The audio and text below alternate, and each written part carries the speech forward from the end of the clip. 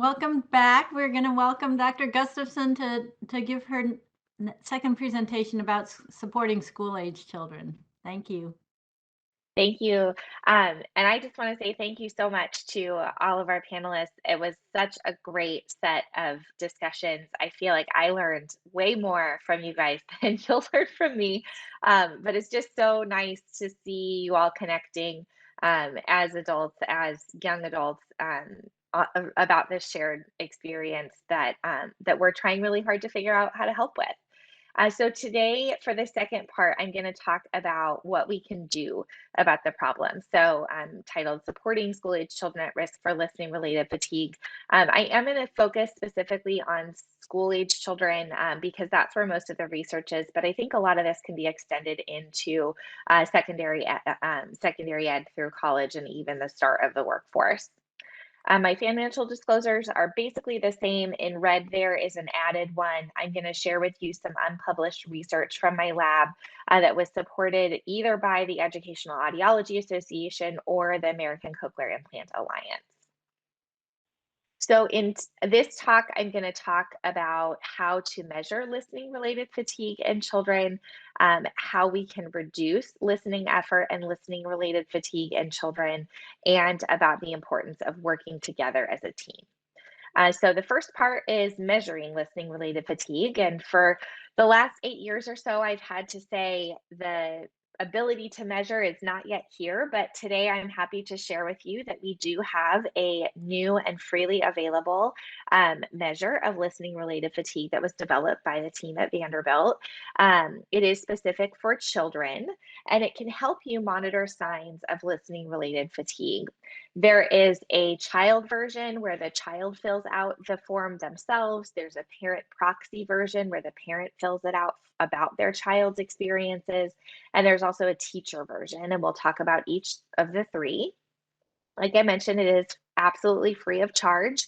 You can click on the link in the bottom right-hand corner here, or you can scan that QR code and it will take you to the Vanderbilt University Medical Center website where they host the free version downloadable. I think they even have a PDF that's a fillable form now, which is great. It is designed to measure long-term feelings of listening-related fatigue, and the key here being long-term. So it's not intended to be used to tell you how they're feeling fatigued right now, but more over the past week or so, how have they been feeling? And so I've been in some discussions where educators have asked, well, can I use this once a week to see, how the changes we made last week might help?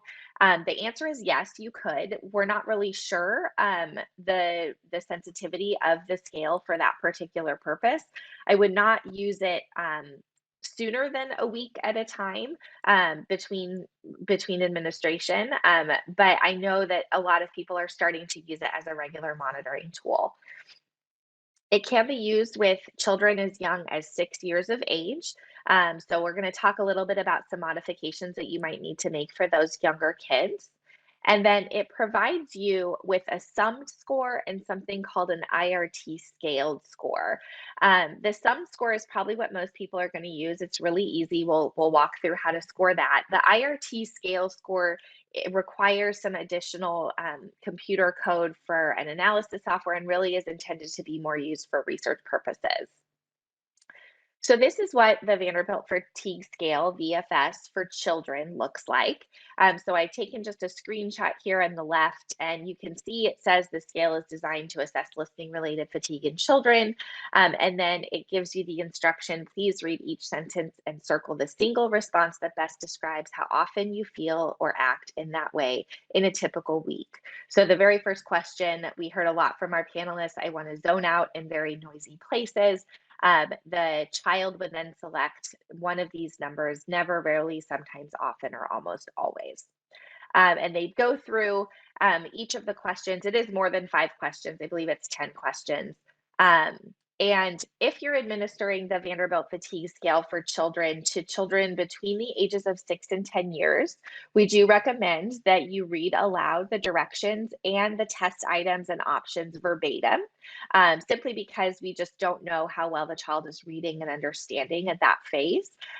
You also want to do some comprehension checks with the child. So if you think that maybe they're just zoning out when you're reading them the item, you can kind of reframe the question and make sure that they understand. You can ask them, what does the word concentrate mean to you?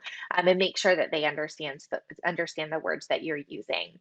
Um, for children who are a little bit older, you can offer to read the directions and the items, and the child might decide that they want to complete it independently if they're able to adequately read and understand, and that's just fine. One way that you might offer to read is by saying, I can read the items if you want me to. Would you like me to read them, or do you want to read them yourself? And then you can let the child choose. Um, Online administration may be appropriate. That's what it says in the manual. They did, when they collected all of the normative data, it was through an online platform because it was easier to collect a wide variety of data that way. And so there's no reason to think that you wouldn't be able to push this out to someone's phone or to an email address rather than having them do a paper and pencil version. So once you have the child mark all of their responses, it's really easy to score. You simply sum up each of the columns, and then you can add them all the way across the bottom to give you a total score. And so in this case, if they had only done the 5 questions, their score would be 16 based on the child's responses to each individual item. The VFSC has scores that range from 0 to 40. Higher scores mean more fatigue. And the Vanderbilt creators of this scale have created some categories for us to use in the education system and in the clinical realm. So for a child who scores somewhere between a 27 and a 36, we would consider them at risk for listening related fatigue. And this just means that the problems with listening related fatigue are happening relatively frequently for that child, and additional follow up may be needed.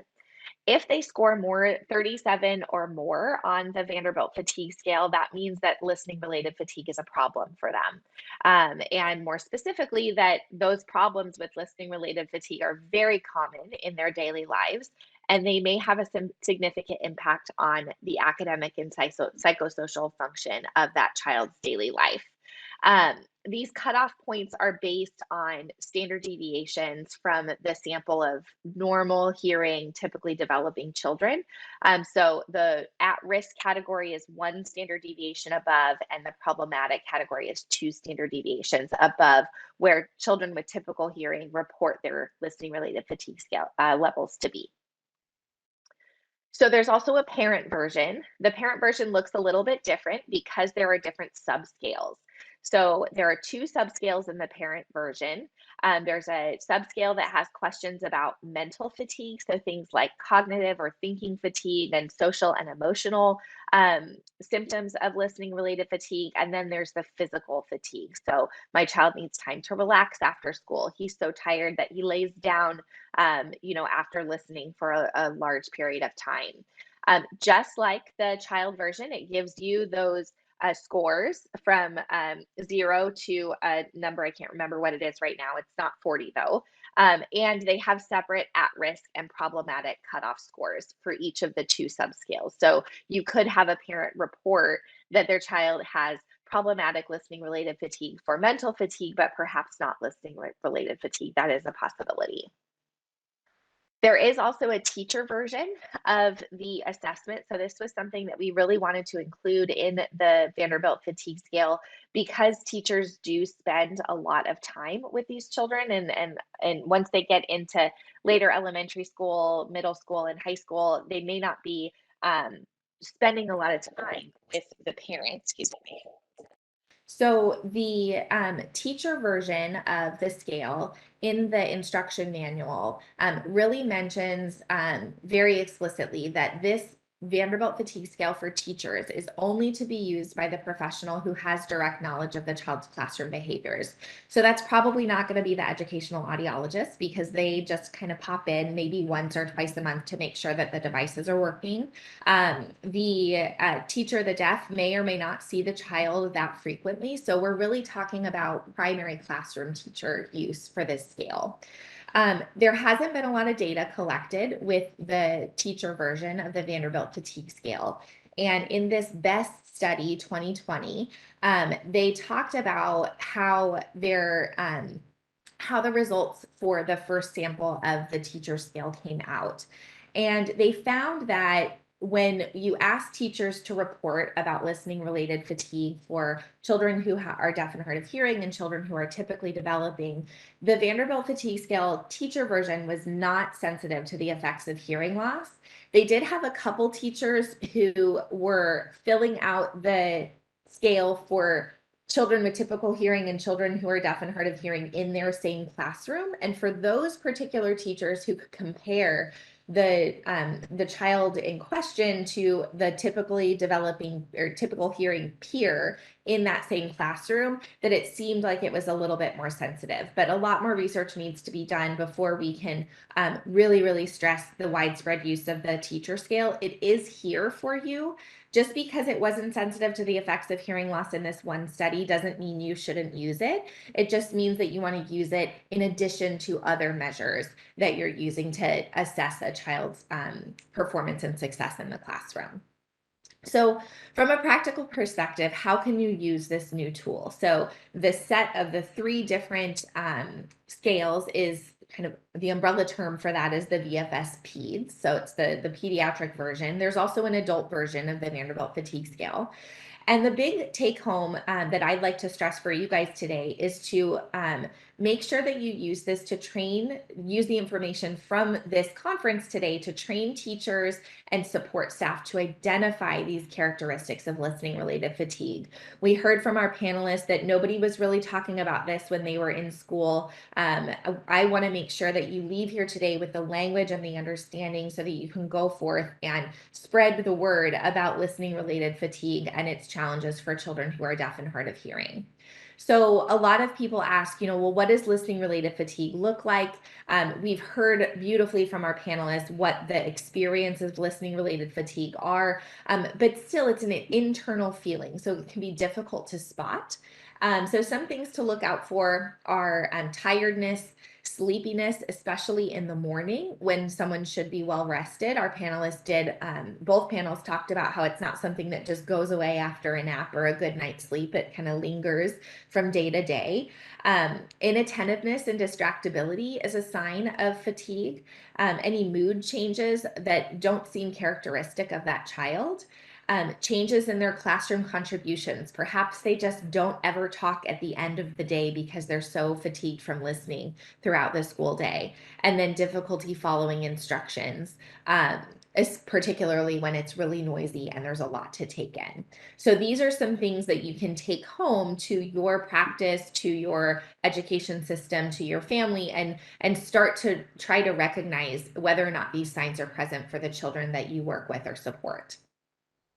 The second thing that you can do with using the fatigue scale is to administer it if you suspect that fatigue is present or that the child may have fatigue, as the school year goes on. So we do want people to use the whole battery of the Vanderbilt Fatigue Scale.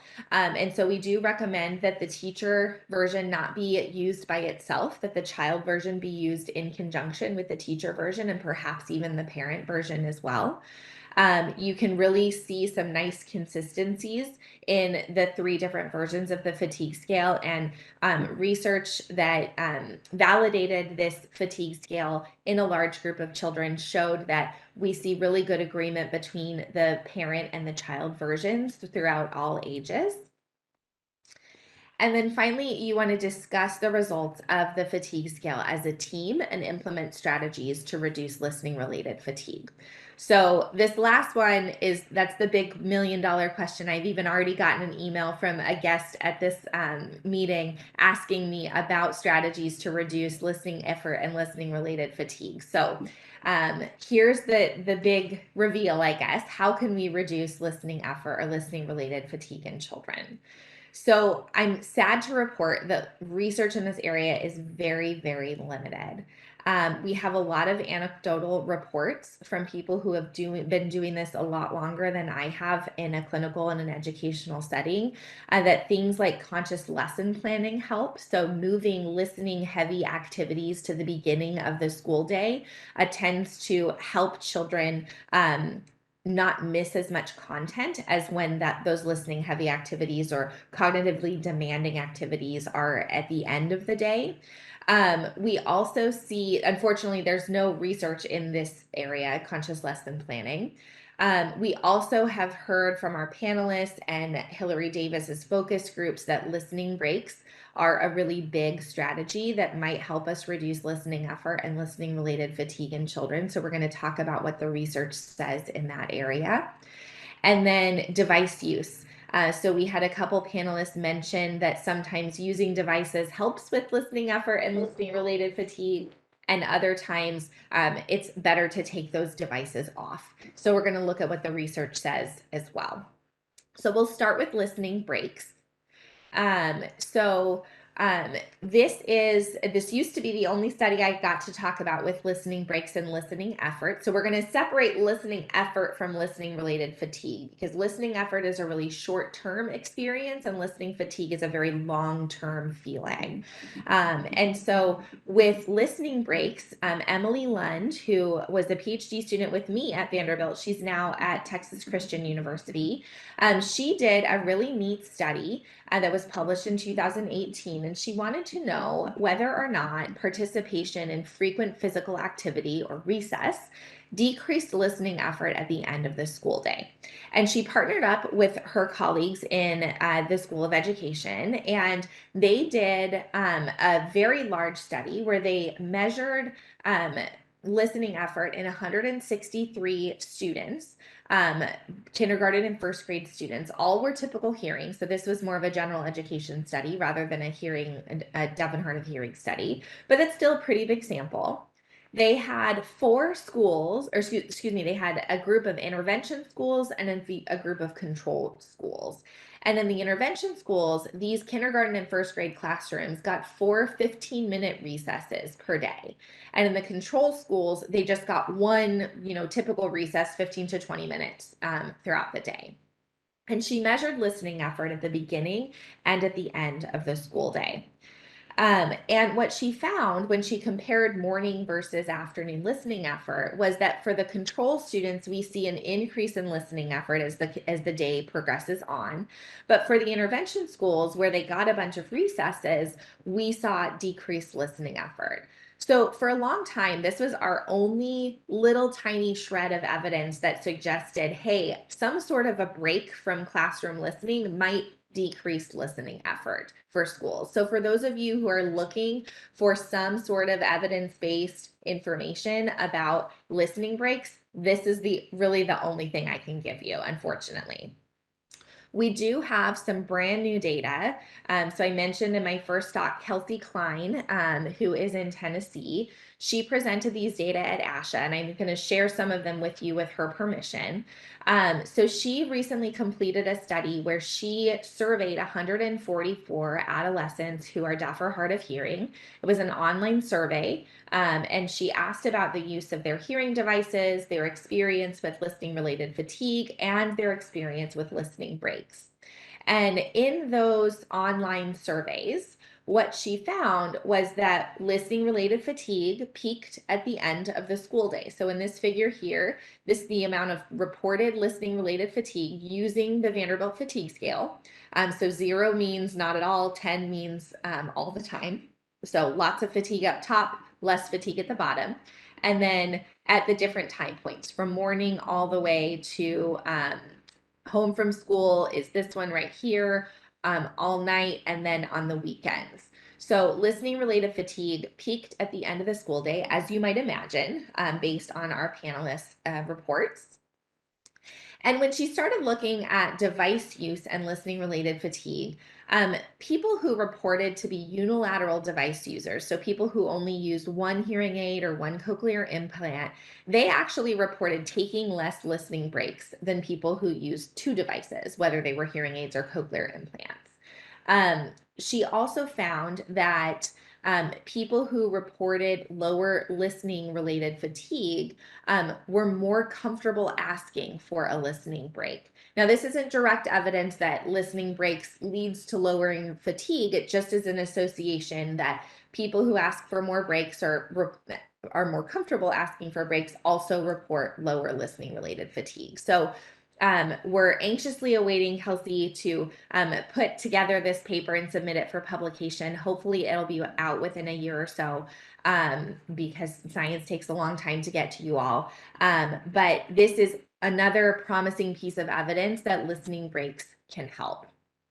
So what we do know is that focus group data and anecdotal reports from our panelists here at this conference suggest that this is a really common strategy among adults and children who are deaf and hard of hearing. But we have minimal or really no direct evidence in children who are deaf and hard of hearing that listening breaks can help with listening effort or fatigue. So this is a huge area of research need right now. And I know so many teachers and service providers are just waiting for the evidence to come out so that they can use that as a rationale for recommending breaks for their students in the classroom. There's a big question about what breaks look like. Hillary Davis and I have talked a lot about what breaks look like for children and students who are deaf or hard of hearing. It can look like stepping away from the classroom for just a few minutes, maybe to go to the restroom or to sit in another teacher's room. One of our panelists mentioned going to the nurse's office to take a nap. It can look like just taking off your hearing devices for a few minutes to give your brain a break. We heard that from some of our panelists. It could be a movement break, like our recess in the Emily Lund study. So when the child moves and stretches, it doesn't necessarily have to be a whole class recess. But we need a lot more research to understand how many breaks we need and what the durations of the breaks might be, right? So is a 1-minute break just as effective as a 5-minute break and a 15-minute break? We think with our discussions about this, I've been talking with the Vanderbilt crew about this a lot lately, that it's probably different from student to student, and it kind of depends on where they are in the risk categories for listening related fatigue. Someone who has more problematic listening related fatigue may need more listening breaks than someone who is at risk, but all of those questions still need research to be answered. So the last strategy that I'm going to talk about is device use and whether or not the research supports hearing aid or cochlear implant use to reduce listening effort or listening related fatigue. So if we think back to my first talk when we talked about our study when we looked at the effect of sustained listening in the classroom like noise, we saw that cognitive processing reduced, attention lapses increased, and fatigue symptoms increased as well after that difficult speech processing in that classroom-like environment. Well, in this study, we had a really unique opportunity to bring some of our more mild hearing loss participants back and test them in an unaided condition and an aided condition. So we had a handful of participants in this study actually come in and do this 2 separate times. And one of the times they did it without their hearing aids, and another time they did it with their hearing aids. And what we were hoping to see is that, maybe the hearing aid use reduced the effect of listening on cognitive processing, attention lapses, and fatiguing symptoms. So maybe things weren't as difficult for them. We did not see that to be the case. So here is data showing our 23 kids who came back unaided and aided. Again, these were more mild to moderate mild to moderate hearing losses, not our severe to profound kiddos. So we see no significant difference in the listening effort between the two groups. But there's a lot of variability. So some kids could have been doing really well and some kids could have been not doing so well. So there's not enough statistical power for us to really disentangle some of those. We also didn't see any effect of their personal hearing aid use on their cognitive processing, on their attention lapses, or on their fatiguing symptoms. So this kind of made all of us have this face. We were like, oh no, the hearing aids aren't helping. But then we step back and we kind of think, well, that makes sense. Like hearing aids are not supposed to, they're not good at helping with speech sound discrimination in noise, which is exactly what we were asking them to do. We also had these children come in and participate in the study with their hearing aids. We did not make any adjustments to their hearing aids, and some of these children had not appropriate program settings for their hearing loss, and they were due to go back to the audiologist to have some changes. And we didn't make those changes because we wanted to see what they were using at this time. So because of those two factors, it makes sense that hearing aids alone wouldn't help reduce listening effort because they're not our best defense, right? We don't just, give a child a hearing aid and say, here, good luck, this is all you're going to need. We recommend remote microphone systems. We recommend directional microphones for certain situations. Noise management technologies is something someone asked me about at the last in the last session. And so we consider all of those improvements to the signal because we know hearing aids are not enough. And this study just showed that. We do have a study that just came out a couple years ago that examined listening effort before and after cochlear implantation in children with limited usable hearing unilaterally. So these are children with one normal hearing ear and one ear that is not aidable. These have been traditionally referred to as our single-sided deafness population. And they found with a portion of a parent questionnaire that really asks about listening effort or perception of benefit, that children who had single-sided deafness, their parents reported that they were listening less effortfully 6 months after their cochlear implant activation. So we have perceived benefit of the cochlear implant up on the top. Higher is better. And you can see that pre-op, our children with hearing loss are in this hashed bar here. That pre-op, they are doing much better, or they're doing much worse than they were doing post-op. So that is a nice positive piece of evidence that suggests giving that additional audibility to these children is helping reduce effort. So what about fatigue? We've got just one study that just came out and then some work from my lab that's not published yet because it's ongoing that looks at hearing device use and fatigue. So Bauckham published a study that came out late last year. They were looking at children who have one normal hearing ear, so our unilateral hearing loss kids, and they had a big group of children, some of whom wore hearing aids and some of them who didn't. And they found that there was no difference between the group of the children who did wear hearing aids and the group who didn't when you looked at fatigue. It's not a repeated measures design, so it's not that the children who did use hearing aids reported more fatigue when they weren't using their hearing aids. They're totally separate groups of children, but suggest that using that hearing aid isn't increasing fatigue, which is a nice piece of support for our clinical decision making. And then I currently have a study going on right now that's funded by the American Cochlear Implant Alliance, where we are measuring listening related fatigue with the Vanderbilt Fatigue Scale before and after cochlear implantation for non-traditional cochlear implant candidates. So we're looking for children who have single-sided deafness who are getting a cochlear implant, children who maybe had asymmetrical hearing loss and they had a progression and now they're getting a CI. We have 2 kids enrolled in the study right now.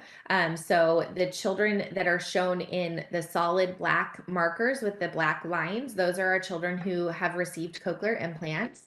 And the children in the open symbols with the dotted lines, those are their age match typical hearing peers.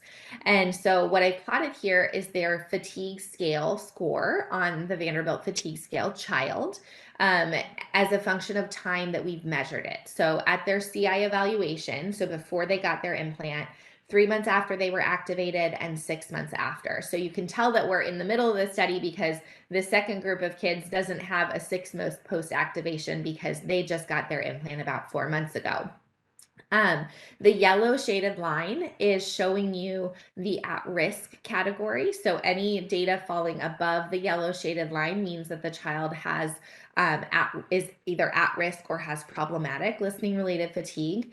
So you can see that only one of our children who received cochlear implant, she reported that she was experiencing listening related fatigue in the at-risk level. The other little one was not reporting high enough levels to be considered at risk.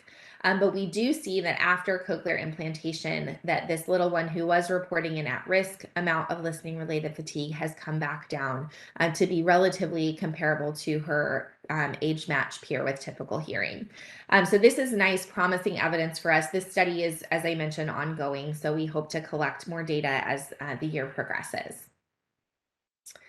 The other device that is helpful, because hearing aids and cochlear implants aren't our best measure against noisy classroom environments, is remote microphone technology. And for those of you who don't know what remote microphone technology, I'll just briefly walk through it. So here we have our student of interest, we'll say, and she's trying to listen to the teacher's voice, but there's all of this peer commotion behind her.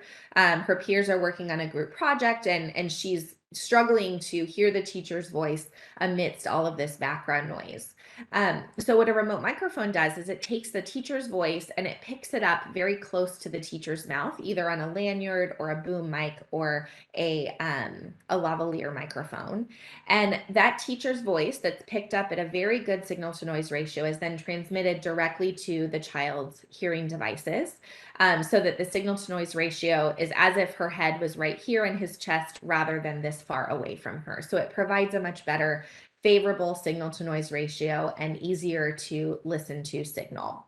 So when we think about these pieces of technology, they really are our best defense against that sustained listening in those classroom type environments. But we don't have a lot of evidence that tells us whether or not these remote microphone systems can improve our listening effort or our listening related fatigue. So we do know that remote microphones can improve speech recognition when the talker of interest is in the front. So that's shown here. We have our remote microphone system giving us better percent correct with our speech recognition. But when the talker is off axis or no longer in the front, say a student wanting to listen to a peer ask them a question or tell them some juicy gossip, their speech recognition goes down quite a bit.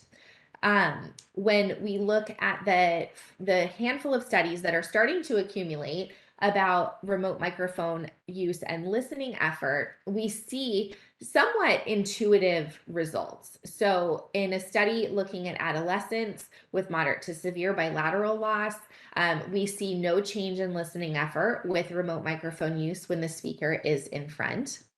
But in younger children who have that single-sided deafness configuration, they have reduced listening effort with remote microphone use, regardless of where the speaker is using. So this first one on the screen right now is indicative of a teacher just standing in front of the classroom, right? So if a child who is getting good access through their hearing aids, through their preferential seating, through their visual cues or other accommodations, they may not benefit from a remote microphone when the teacher's in front. But when that teacher starts moving around the room, which is what was tested in this second bullet point here, a remote microphone can be beneficial for children who are deaf or hard of hearing. I did a study with older children and adolescents who had mild to moderate bilateral hearing loss and showed that listening effort was reduced with remote microphones use when the speaker was in front in a classroom-like noisy reverberant environment. But when we moved the speaker of interest to be in the position of a classmate, not the teacher who was wearing the microphone, that increased listening effort. So as soon as the child who's using a remote microphone system needs to listen to someone who's not wearing that microphone, listening effort is increased. And when we look at the data for remote microphone use and its effect on listening related fatigue, we can't because there are no data. We don't currently have any published studies that have looked to see whether or not listening related fatigue is changed when a child is using a remote microphone system. So from these handfuls of studies, what do we take away? Can hearing assistive technology actually help us with fatigue and effort in children? Our focus group data suggests that some people do benefit from hearing assistive technology. Both adults and children report that. We even heard that sometimes from our panelists today. But others report that this technology actually increases their listening related fatigue and their listening effort. We don't have any evidence that hearing aids alone can reduce listening effort. We do have some early evidence that cochlear implants reduce listening effort in children who have single-sided deafness. And we see that remote microphone systems do appear to reduce listening effort, but only when the speaker of interest is wearing the microphone. So again, as soon as that lecture-based classroom turns into a discussion classroom, the remote microphone system is not our best bet. For listening related fatigue, we have minimal or no evidence that suggests changes in fatigue with hearing aids, cochlear implants, or remote microphone. So remote microphones do seem to be promising for us. But I do also want to mention that the hard reality is that remote microphone systems are not being used in classrooms as we need them to be. So there was a really great study that came out in 2021 that reported remote microphone use for almost 1,700 students. And these big green pieces right here, those are the children who reported that they use their remote microphone system usually or almost always in certain classrooms. We've got a large portion where no classroom technology is recommended. And then these red slices of pie here where they only use this technology once or twice a week or refuse to use it altogether. We know that refusal of this remote microphone use peaks as children approach middle school. That's probably not a surprise for most of us. That's when a lot of social pressure begins. And when we ask children why they're deciding not to use their remote microphone system, social pressure is the primarily cited reason for reduced use of remote microphone system. So even though we do expect an improvement in speech perception and we see the potential to reduce listening effort, we have a lot of work to do to make sure that children are using this technology if it would be beneficial to them. So what do you do with all this information? Educate, advocate, and monitor are my 3 take homes for you. Just like this conference is doing, all of you now can be advocates and educators when you go out and talk with families and teachers and administrators about the risks of listening effort and listening related fatigue in children who are deaf or hard of hearing, and other children too. I didn't get any time to talk today about children who are second language learners or children who have language disorders, but they also show listening related fatigue as well. You want to make sure to be very explicit to discuss the signs, symptoms, and behaviors of listening related fatigue. And I've given you some of those examples because we want them to have some tangible observables to be able to point to. Use the Vanderbilt Fatigue Scale to identify which students are struggling so that we can advocate them. We now have this great free tool that everyone can use to actually give us a number to measure listening related fatigue over time in the same children. It can also be used to help you identify which children who are deaf or hard of hearing need some help to identify signs of listening related fatigue in their daily life. So some of our panelists really eloquently talked about how now that they have the language of listening related fatigue, they're realizing that their experiences, oh yeah, they were listening related fatigue. So we can help children when they're in school to start identifying, oh, that feeling that you're having, that is because your brain is having to work so hard to listen. We call that listening fatigue, so that they can start to understand and monitor their own signs so that they can be better advocates for themselves. And of course, we want to reduce barriers to our coping strategies. So if we think back to that really complicated framework by Hilary Davis and her colleagues, listening breaks and were thought to be helpful. Those are strategies, but then there was a barrier to coping strategies. The parents and teachers noticed that they might miss out on material. They might get in trouble because they're taking their devices off. We want to make sure that everybody understands why a child wants to take their devices off, or why they keep asking to go to the bathroom in the second half of the day, so that they can see it as an accommodation rather than a nuisance. And self-advocacy goals are really important. Kelsey Klein, the person who did the online listening break study, she has some really great research coming out about self-advocacy in children who are deaf and hard of hearing, and how to incorporate those goals into their IEP plan. And then finally, I want to talk about working together to improve the consistency of our remote microphone system use if the child has been prescribed a remote microphone system. So with the last few minutes, I want to walk you through some new and exciting data that are coming out of my lab about collaboration between teachers of the deaf and educational audiologists. So this is a collaboration with my friend and colleague, Nicole Pilling, who has been a deaf educator for 26 years now. She runs our Masters of Deaf Ed program at the University of Utah. And then here are two of our students. Elsa's an audiology student and Emily is a deaf ed student. And they helped us conduct a survey that was funded by the Educational Audiology Association. And we surveyed over 750 teachers of students who are deaf or hard of hearing and educational audiologists.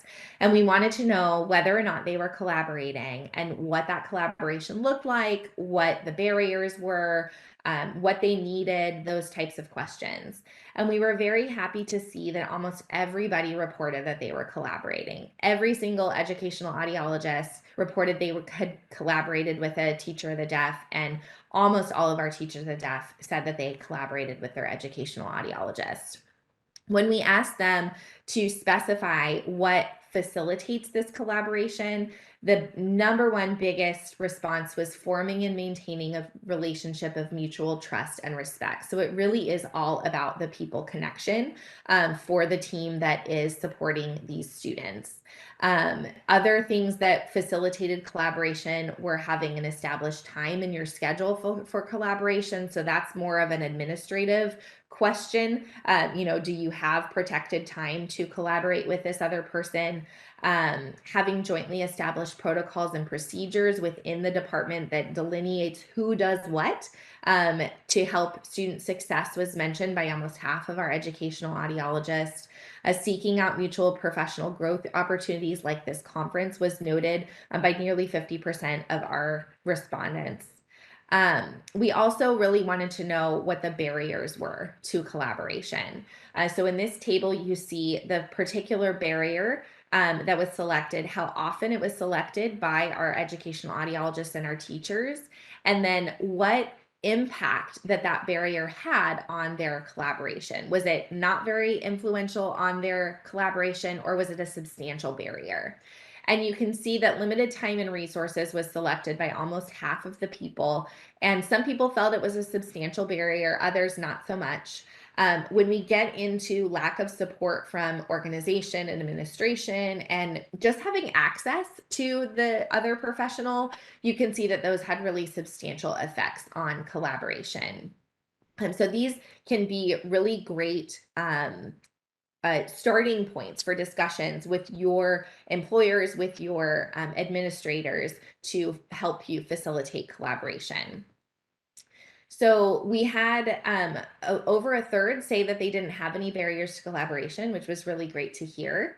Some people selected that they had a challenge that we didn't list there. So our educational audiology respondents said that they had differing opinions between educational audiologists and the teachers of the deaf. A lot of this came from respondents who are working in state deaf schools, where ASL was the primary communication mode. And many of our teachers of the deaf in that school situation noted that they didn't have a need for educational audiologists. We had a few audiologists note that they felt the teachers of the deaf were operating outside of their scope of practice. The teacher, the deaf respondents to this question indicated that they didn't really trust the educational audiologist or felt like they didn't understand the educational impact of the hearing loss. Both types of professions noted there's a confusion in our roles and responsibilities, or that it's just that the person had poor communication or was tough to work with, or that they didn't really understand why collaboration would be beneficial in the first place. So we also got some barriers that were noted in our open-ended questions. A lot of them spoke to the systemic level challenges. So things like district requirements, limited opportunities because you're in a rural area, difficulty recruiting and training personnel came up quite a bit, especially because so many of our teachers and educational audiologists are getting ready to retire. And a lot of people are worried that the district won't hire a new person to be in that position or won't be able to find a new person. Lack of adequate training was another barrier. And then several participants noted an interaction between different barriers. So one person said, I'm aware that teachers of the deaf in our state and around the country function outside their scope of practice, meaning they select and fit hearing assistive technology because their directors told them to, and they're not aware that they should be advocating for educational audiology services. So lots of interesting information that we can pull from this data set. And so things that we've learned from this study so far, we're still analyzing the data, are that educational audiologists and teachers of the deaf are collaborating much more than other professions in the school system. So when we started this study, we expected to see numbers more like speech pathology and special education collaboration rather than the numbers that we're seeing. We did find some prominent barriers like limited time and resources, lack of administrative support, and accessibility of the educational audiologist. There were a lot of confused people around roles and responsibilities of the two professions, specifically teachers of the deaf fitting remote microphone technology. And the time and the opportunities for these two professionals to form and maintain this good relationship of trust and respect was something that was noted time and again to facilitate collaboration. So to improve communication, my recommendation really comes from Donna Smiley's recommendation. This was an article that she wrote, I believe, in the ASHA Leader. So make sure that you have release of information every year so that you can share information between clinic and school personnel.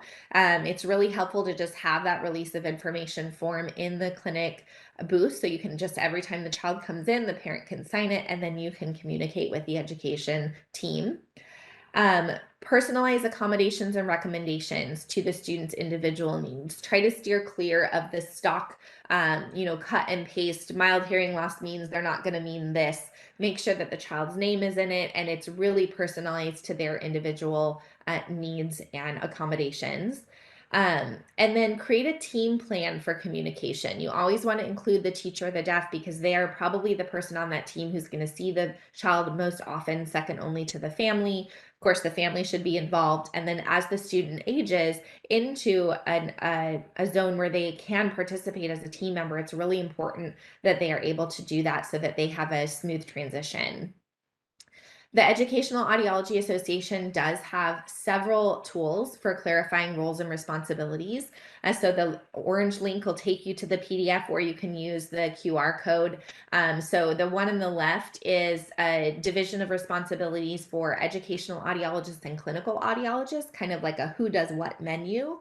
And then a same thing for educational audiologists, teachers of the deaf, SLPs, and whoever else might be working with that child. So this is a really nice thing to do at the beginning of the school year to make sure all of the needs are met, but then you also aren't stepping on anybody's toes. If you do need to advocate for an educational audiologist, the EAA has really great tools for that. So I've taken some screenshots here of this pamphlet here, 16 reasons why your school needs an educational audiologist. So this is something you can take to administrators.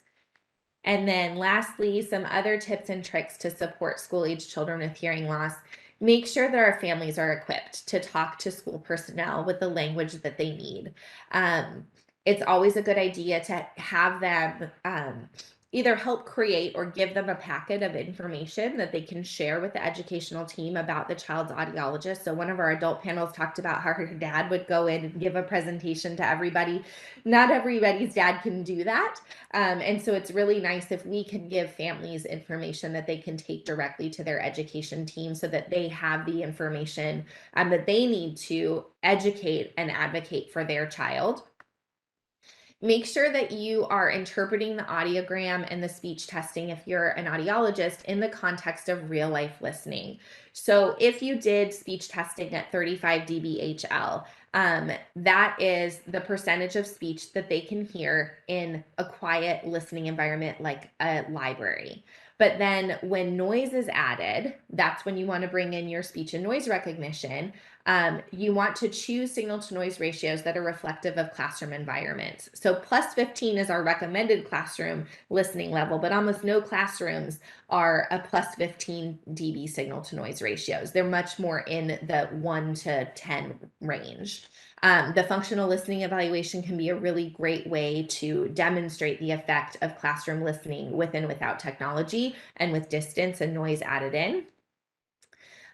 You want to make sure that families have a basic reference guide for troubleshooting that they can share with the teacher if needed, especially because the educational audiologists are usually serving 10,000 children in their districts. And so they can't be everywhere all the time. It's really nice if the parents can give teacher something, or even the teacher, the deaf, or the educator can, or the educational audiologist can give the teacher something so that they have a basic guide for troubleshooting. And then make sure our families understand the federal laws and regulations that are intended to support their child. So I have 2 links here of helpful websites with information that's family friendly about IDEA and 504. This comparison document from Arkansas Children's Hospital was developed by Donna Smiley, who's now at ASHA. And it's a really great tool for our families with children who are deaf or hard of hearing. And then as the audiologist, or in whatever professional capacity you are working, make sure that the parent has a plan for when they have concerns about their child in school. Write down what that concern is. Help them know who to take that concern to.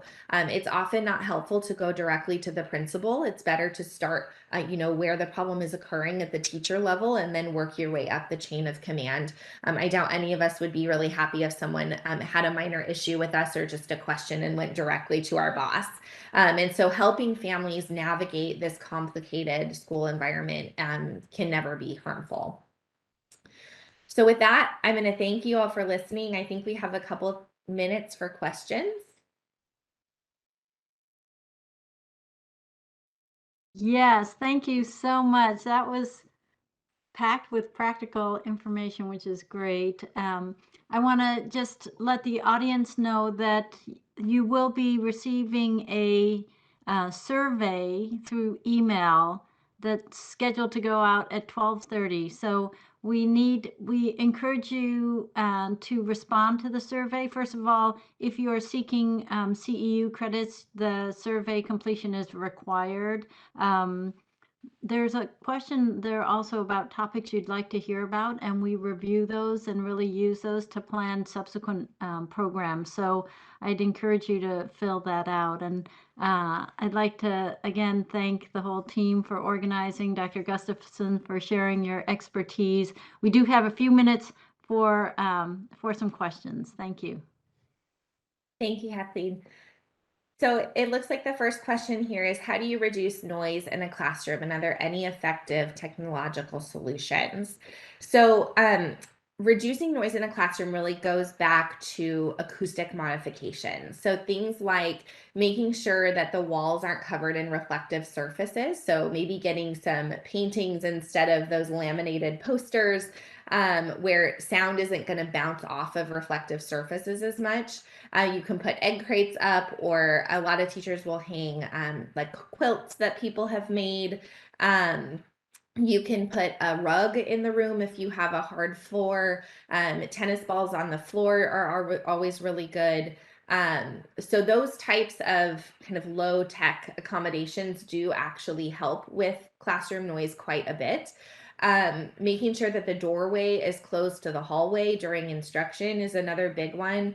If your classroom has windows and you're opening the windows to increase ventilation, maybe during COVID, but the playground is right outside the classroom, then you're going to introduce that playground noise into the classroom, and that's going to increase classroom noise levels. So thinking about where noise sources come from is a really helpful start.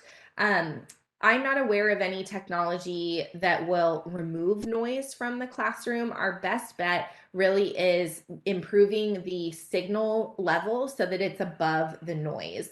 The one caveat I do want to share is that some sound field remote microphone systems can actually increase the noise in a classroom depending on where the speakers are located. And the educational audiologist is trained to position speakers in appropriate places so that the signal level isn't contributing to the background noise more than it's helping.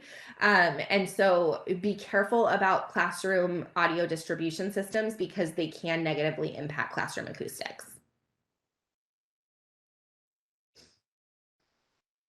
While we're waiting for the next question, I'll also say that this session is recorded, and so you'll be able to find it on the if you go to Seattle Children's Hospital website and look under the Childhood Communication Center. So you'll be able to share the information. The next question is, do you know of any research about visual fatigue for students that use ASL? I do not. This is a really interesting question. I've got some colleagues at Utah and at Vanderbilt who are studying captions, and they're looking at listening effort in adults who use captions versus not.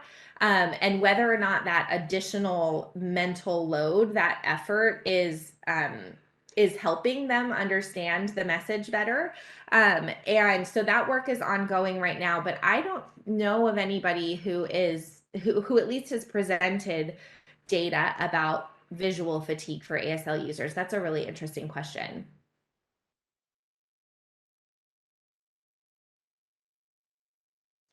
Is the pass-around microphone or student microphone rated similarly to the teacher mic in reducing effort? So trying to think.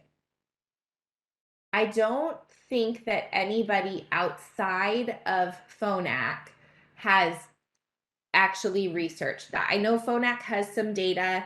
They teamed up with some university researchers to demonstrate the benefit of their pass-around microphone. But I think that's the only one. And the audiologist controls the mixing levels of the pass-around versus the teacher microphone. And so you certainly can make it just as transmissive as the teacher's microphone. So I would assume that it has similar effects on listening effort. But you would also need to account for the fact that the child may need to take some time and effort to orient themselves so that they can see the talker. And that may lessen the benefit of the remote microphone with respect to listening effort. But I don't know if that hasn't been researched.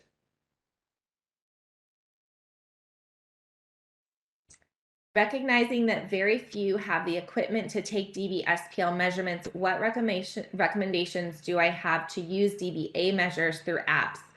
Yes, these apps are imperfect.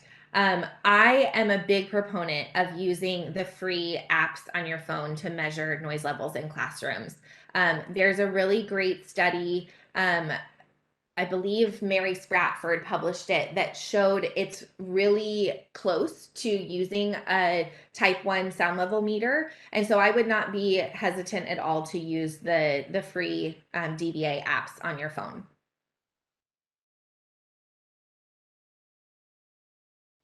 Do I know of any research showing the impact of pre-teaching language preview on listening related fatigue?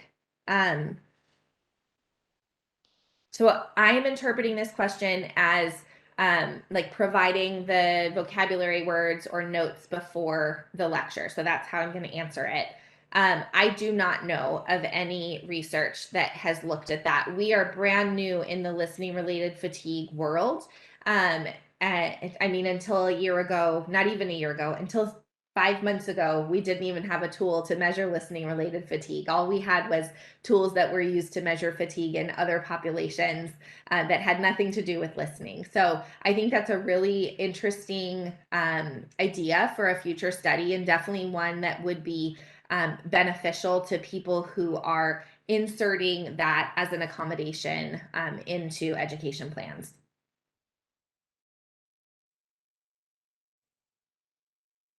All right, I think this will be our last question. There were some questions about access to the PowerPoint slides, and the link was sent in the reminder email for the PowerPoint slides. So we'll have this as the last question. Thank you, Dr. Gustafson. When the Vanderbilt fatigue shows that a child is at risk for fatigue, what type of follow-up do we recommend? That's a good question, and the fatigue manual is not explicit about that. I think that would require a discussion with the team about where the communication breakdown might lie for the child. So are they already in the best seating position for each classroom? Do they have amplification that is matched to target? Are they wearing their hearing aids in each class and when they leave for school? Are they using remote microphone technologies? If you go at it from a perspective of this child is doing this is all the stuff that we know should help a child in an education environment, and any of those are missing, I would try to change that and make sure that they have access to that accommodation or support, and then remeasure that listening related fatigue at a later time point, perhaps a few weeks later to a month, and see if that's helped. If the child's already doing everything that they can, then that is a conversation, I think, with the family and the clinical team to make sure that everybody is in agreement that this is the most appropriate listening configuration for the child. So I'm thinking about a child who maybe is a borderline hearing aid or cochlear implant candidate, and they're using every accommodation that we can think of in the classroom, but they're still struggling. They're still showing a lot of listening related fatigue. Perhaps that's something that should be considered in the broader cochlear implant evaluation for that child. Thank you so much. Thank you for having me. This was really fun. Thank you, thank you, thank you. Thank you to everybody, the panelists and Dr. Gustafson, our planners, to everyone who's attended the session and provided input and questions. It really made for a very robust discussion. It's helpful for me to understand the difference between listening related effort and fatigue. I think words matter, and having the language to really describe what we're talking about is so important. So hopefully this helps share the information and improve all of our understanding of these issues, and creating just a shared mental model, if you will. So thank you to everybody. Enjoy the rest of your weekend. See you next year.